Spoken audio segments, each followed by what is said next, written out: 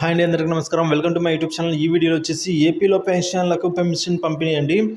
So ఈ pension పంపిణీపై CS కీలక ఆదేశాలు అయితే జారీ చేసిందండి. ఆ వివరాలు అయితే ఈ వీడియోలో తెలుసుకుందాం. పెన్షన్ పంపిణీలో కీలక మార్పులు అయితే చోటు చేసుకున్నాయి. సో ఆ వివరాలన్నీ కూడా మనం ఈ వీడియోలో తెలుసుకుందాం. వీడియో అయితే ఎక్కడగా స్కిప్ చేయకుండా ఎండ్ వరకు అయితే చూసండి. వీడియో నచ్చినట్లయితే ఒక లైక్ చేయండి. ఇంకా సబ్స్క్రైబ్ అవ్వాలంటే మన ఛానల్ వెంటనే సబ్స్క్రైబ్ చేసుకున్న ద్వారా నేను చేసే లేటెస్ట్ అప్డేట్ న్యూస్ ముందుగా మీరే పొందగలుగుతారు. వివరాలు చూసుకున్నట్లయితే ఈ రోజు కాదండి, రేపటి నుంచి అయితే పెన్షన్ పంపిణీ చేయాలని అయితే ఆదేశాలు జారీ చేసిందండి. గ్రామ వార్డు సచివాలయ ఉద్యోగులకు మార్గదర్శకాలు జారీ చేసిందండి. సో సిఎస్ జవహర్ రెడ్డి సమీక్షణ అయితే ఈ విధంగా మార్గదర్శకాలు జారీ చేసింది. సో పెన్షన్స్ అయితే ఇవాళ ఇవ్వట్లేదు, రేపటి నుంచి అయితే పెన్షన్ జమ అనే కార్యక్రమం మొదలవుతుంది.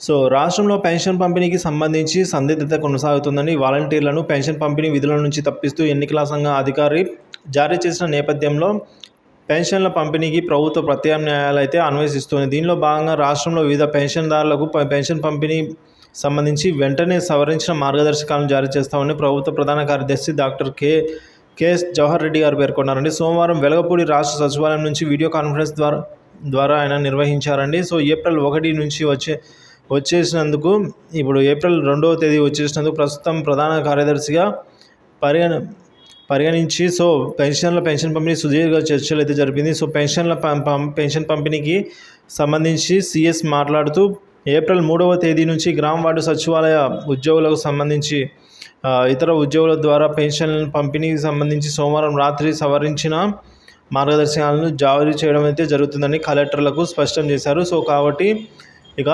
పెన్షన్స్ అయితే ఇందులో ముఖ్యంగా మనం తెలుసుకోవాల్సింది ఏంటంటే పెన్షన్స్ అయితే ఇవాళ ఉండబోవు. సో రేపటి నుంచి అయితే పెన్షన్స్ ఇవ్వడం జరుగుతుంది. సో అది కూడా ఎలా అంటే వాలంటీర్లు అయితే పెన్షన్స్ అయితే ఇవ్వరండి. సో వేరే ఉద్యోగులు అంటే సచివాలయ ఉద్యోగుల ద్వారా అయితే పెన్షన్ పంపిణీ కార్యక్రమానికి అయితే శ్రీకారం చుట్టబోతుందండి రాష్ట్ర ప్రభుత్వం. సో కాబట్టి పెన్షన్ వచ్చేసి మీరు మీ సచివాలయంకి వెళ్ళి అయితే తెచ్చుకోవాల్సి అయితే ఉంటుంది రేపటి నుంచి.